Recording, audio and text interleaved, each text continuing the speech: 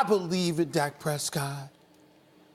But I think that Ezekiel Elliott and others are trying to cover for him, to gloss over the fact that he has struggled. He's only completed 61% of his passes. He's only got 2 touchdowns on the year, 2 interceptions. We expect more. They're not expecting more. Me personally, I think the finger needs to be pointed at Jason Garrett and Scott Linehan because they haven't given Ezekiel Elliott the ball more. He's averaging like 17 to 18 carries a game. He should be carrying the football at least 25 to 30 times a game as far as I'm concerned. The fact that they're not giving him the ball is a problem. It's putting more pressure on Dak Prescott, who doesn't have the requisite weapons to be as effective as we would like him to be. And so as a result of that, I think players know that, and they're coming to the defense of their teammate, who's their quarterback, because from a psychological perspective, you don't want to gang up on Dak Prescott. That wouldn't be nice. We don't want that. So as a result, this is what they're doing.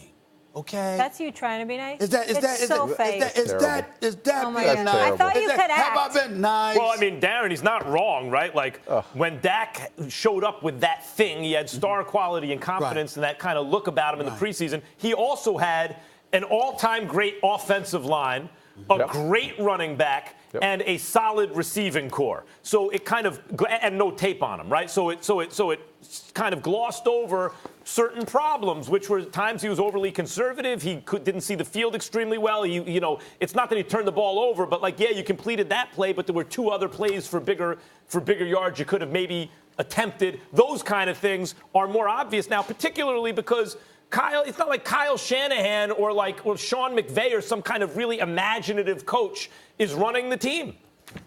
Okay, can I ask you two, are we blaming Dak for the 2 losses? I'm just asking. We would never do that. The defense. I'm just saying. First of all, Max, I want to condemn you because I don't like your tone. You were not nice. You need to be nicer. That's number 1. Number 2, let's be clear.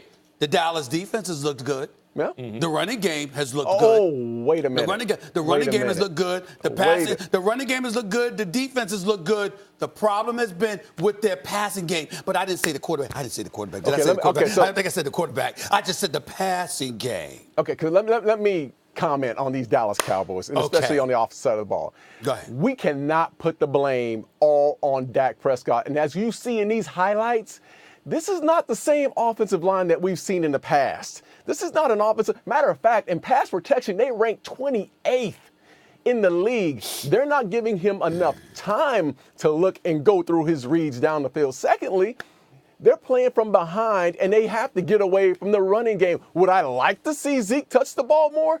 Absolutely. Would every Dallas Cowboy fan want to see Zeke touch the ball more? Yes, but they're coming from behind, and they're trying to throw the ball, and they don't have time to do so. Travis Frederick is a huge loss for this offensive line. He's the center. He's the guy that makes all the reads up front. He's their confidant. He's the reason why they are the offensive line that they are. They don't have that anchor right now.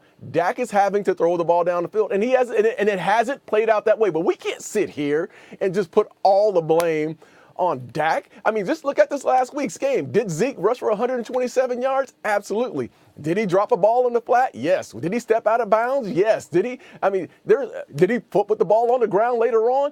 I mean, there's so many people to blame in this offense. It can't just be about Dak Prescott.